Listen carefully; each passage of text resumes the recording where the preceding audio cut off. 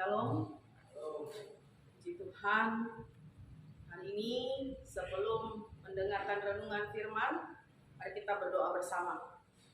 Bapa dalam kerajaan surga, terima kasih buat kesempatan yang masih Engkau berikan bagi kami. Saat ini ya Bapa, kami akan mendengarkan renungan firman-Mu. Engkau mau pakai hamba-Mu untuk menyampaikan firman ini, dan juga Engkau memberkati sidang-Mu, umat-Mu, anak-anak-Mu yang mendengarkan renungan firman saat ini. Terima kasih ya Bapa, hanya di dalam nama Tuhan Yesus Kristus. Haleluya. Amin. Baik, ayat ini tentang ketaatan dan kasih. Taat dan kasih itu satu hal yang tidak bisa dipisahkan.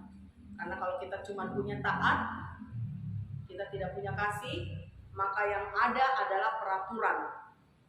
Sama halnya yang saudara-saudara rasakan di tempat ini, begitu banyak peraturan yang diberikan. Mulai dari bangun pagi, semua itu sudah penuh dengan aturan. Bangun pagi berdoa, habis berdoa ada baca firman, habis baca firman ada tugas-tugas yang harus dikerjakan, itu aturan-aturan. Dan aturan-aturan itu akan sangat menyiksa jika kita tidak memiliki kasih. Aturan-aturan itu menjadi sesuatu yang mendatangkan sukacita dan menjadi berkat jika ada kasih di dalamnya.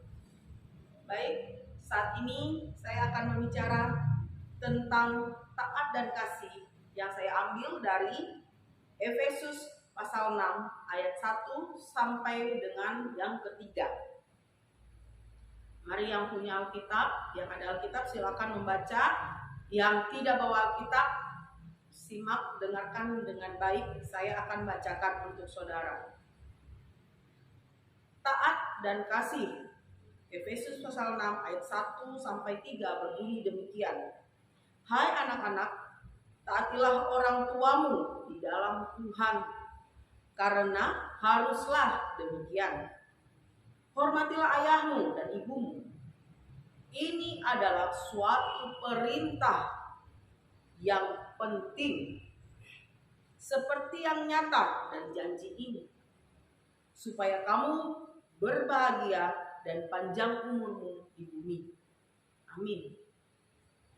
Tuhan memberikan kita suatu perintah. Jadi sebagai seorang anak, sebagai seorang hamba Tuhan, sebagai seorang pengikut Tuhan, anak papa mama, ada suatu perintah untuk menaati. Taati orang tuamu di dalam Tuhan. Kenapa orang tuamu harus ditekankan orang tua di dalam Tuhan? Supaya jelas arahannya kita diarahkan, anak-anak itu diarahkan untuk mengasihi, untuk menyerahkan hidupnya, untuk menyerahkan segala aktivitasnya itu ke dalam tangan Tuhan. Semua hal yang dikerjakan itu sesuai dengan kehendak Tuhan. Orang tua tidak mengarahkan anak, orang tua yang di dalam Tuhan tidak akan mengarahkan anak untuk melakukan sesuatu di luar jalur Tuhan, di luar kehendak Tuhan. Karena itu di sini dituliskan, taatilah orang tuamu di dalam Tuhan. Dan itu merupakan suatu keharusan. Sebagai anak mungkin kita merasa kadang orang tua tidak mengerti. Tapi sejujurnya, jika anak memberi waktu untuk dirinya merenungkan, orang tua sebenarnya bukan tidak mengerti. Justru anaklah yang belum sampai pemahaman. Anaklah yang belum sampai pengertiannya bahwa segala sesuatu yang orang tua arahkan, yang orang tua perintahkan harus anak kerjakan, sebenarnya itu tujuannya hanya satu, kebaikan anak. Untuk kebaikan anak itu sendiri, bukan keuntungan orang tua semata-mata. Sekalipun mungkin anak-anak disuruh bantuin menyapu kah, bantuin menjemur pakaian kah, atau ambil jemuran, atau disuruh bantu cuci piring, mungkin seolah-olah kan ada mama saja yang kerja, kan tugas mama. Dalam hal ini mungkin anak merasa saya kayak menderita, saya kayak setengah mati. Anak harus tahu, di rumah tempat kita tinggal, tempat kita hidup adalah tempat di mana kita berlatih. Kalau kita terlatih di rumah, di luar sana kita jadi orang yang diandalkan. Kita tidak akan dipandang enteng orang. Kenapa? Karena kita bisa kerja.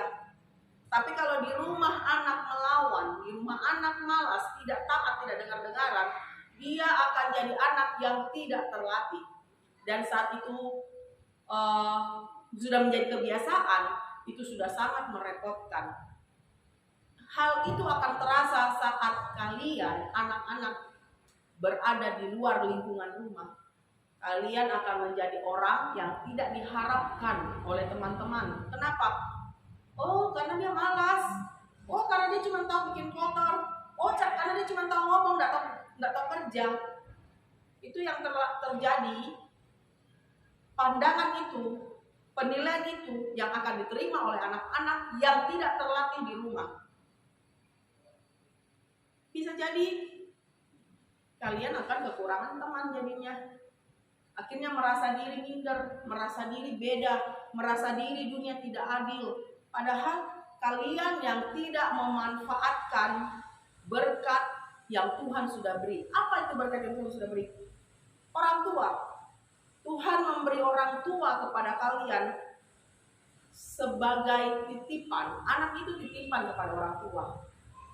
Orang tua tidak sepenuhnya berhak kepada anak. Kenapa? Anak itu tetap milik Tuhan. Jadi orang tua memang wajib. Nah, kalau ada anak-anak yang diarahkan orang tua dan dia merasa menderita, merasa disiksa, berarti anak tersebut tidak paham, tidak tahu bahwa tugas orang tuanya adalah melatihnya untuk bisa jadi anak yang diandalkan, untuk bisa jadi anak yang hebat, untuk bisa jadi anak yang menyenangkan, yang disayangi, menjadi anak yang diinginkan oleh lingkungannya. Selanjutnya, hormatilah ayahmu dan ibumu. Ini adalah suatu perintah yang penting. Tadi sudah harus ya, menaati itu harus. Hormati ayah dan ibu penting. Kenapa penting? Penjelasan ada ayat di bawahnya. Ayat yang ketiga. Supaya kamu berbahagia dan panjang umur di bumi. Saya yakin kalau saya tanya ke anak-anak semua, pemuda, remaja, dewasa muda, siapa yang mau berbahagia? Pasti semua angkat tangan mau berbahagia. Orang tua juga mau bahagia. Ternyata Tuhan sudah kasih kuncinya. Kuncinya itu apa? Yaitu menaati dan menghormati. Dalam ayat kedua ini jelas sekali, hormatilah ayahmu dan ibumu. Apa bedanya hormat dengan takut? Kalau kita takut, sama dengan pengendara lalu lintas di jalan ya, pakai helm. Kalau ada polisi. Tapi kalau dia cuma mau pergi di tempat yang jarang ada polisi di sana berjaga, dia tidak pakai helm. Kenapa? Tidak ada polisi. Tidak ada polisi kok. Tidak ada yang bakal tangkap, tidak ada yang bakal tilang. Itu namanya taat karena polisi. Itu ciri orang yang hanya punya takut, tidak punya hormat. Tapi kalau dia ada hormat, dia akan tahu bahwa setiap berkendara menggunakan motor harus wajib memakai helm. Maka kemanapun, mau arah yang tidak ada polisi berjaga, maupun ke tempat yang memang daerah-daerah yang menjadi pusat, mungkin di sana banyak pos-pos polisi, dia akan tetap menggunakan helm. Karena ada hormat. Hormat membuat orang jadi taat. Begitupun sebagai anak. Orang tua tidak bisa mengikutimu 24 jam.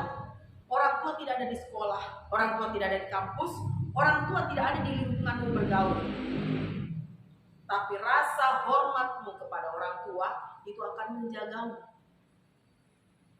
Ketaatanmu kepada orang tua akan tetap menjadi ciri khasmu dimanapun kalian berada. Kalau kalian di rumah dilarang berbahasa kotor, di rumah terdidik tidak berbahasa kasar, maka di lingkunganmu pun kalian tidak akan melakukan itu. Sekarang saya melihat banyak game ya, game-game itu kayak justru kayak makin seru, makin heboh. Kalau kita maki-maki di dalamnya, sambil main sambil maki, sambil main sambil mengumpat. Orang manusia berubah nama jadi anjing. Ya, banyak ya game kayak gitu ya. Nah, adakah cirimu sebagai anak Tuhan? Buktikan di tempat di mana kamu berada. Tidak ada perbedaan. Dirimu di rumah, dirimu di gereja, dirimu di sekolah, dirimu di lingkunganmu akan tetap sama. Punya ciri khas seorang anak yang taat dan memiliki kasih. Seorang anak yang patuh dan hormat pada orang tua. Upahnya adalah berbahagia dan panjang umur. Apa gunanya panjang umur tapi susah? Banyak ya kita melihat orang yang sudah tua tapi hidupnya dalam kesulitan. Bukan kesulitan, kadang ekonomi tidak sulit, tapi kesulitan kenapa? Karena penyakit. Panjang umur tapi setiap saat harus berhubungan dengan rumah sakit, berhubungan dengan dokter.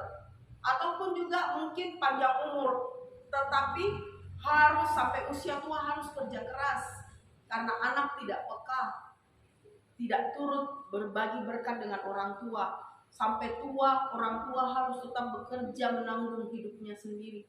Atau malah anak pun ikut ditanggung. Sudah tua tapi harus bekerja menanggung anak, bukan sebaliknya sudah saatnya anak yang menanggung orang tua. Banyak. Tapi jika kita menabur sekarang, anak-anak, remaja, pemuda, mulai dari sekarang kalian menabur ketaatan dan kasih ini, berbahagia dan panjang umur, itu akan terasa sampai rambut putih. Seperti syair yang dibuat oleh pemazmur. Mau berbahagia? Puji Tuhan, saya pun juga mau berbahagia. Anak-anak yang sudah selama ini terlanjur berada dalam situasi yang tidak taat, tidak dengar-dengaran, tidak hormat, mari saat ini akui di hadapan Tuhan. Saya tidak minta saudara mengaku di tempat ini, tapi biar Roh Kudus yang bersuara di dalam hatimu. Ketidaktaatanmu yang membuat hidupmu mungkin berat, perasaanmu mungkin seperti sering dipermainkan, akui di hadapan Tuhan, mohon ampun dan percaya kuasa pengampunan Tuhan memulihkan yang merah menjadi putih. Dan saat ini juga janji akan kebahagiaan dan hidup umur yang panjang menjadi milik kita bersama. Amin. Puji Tuhan. Kita mau berdoa mengakhiri renungan firman saat ini. Mari kita berdoa. Bapa, hamba mengucap syukur buat firman-Mu. Hamba percaya saat ini hamba berhenti berkata-kata, tapi Roh Kudus-Mu akan terus mengingatkan kepada setiap yang mendengar bahwa tanggung jawab kami adalah taat dan menghormati orang tua kami. Kami ingin menikmati janji-Mu Tuhan, yaitu hidup berbahagia dan panjang umur di bumi. Kami percaya kami akan menjadi bahagia dan panjang umur di dalam Engkau. Terima kasih ya Bapa. Kami menyerahkan setiap firman yang sudah ditabungkan ke dalam tangan-Mu. Hanya di dalam nama Tuhan Yesus Kristus. Haleluya. Amin. Baik, terima kasih semua.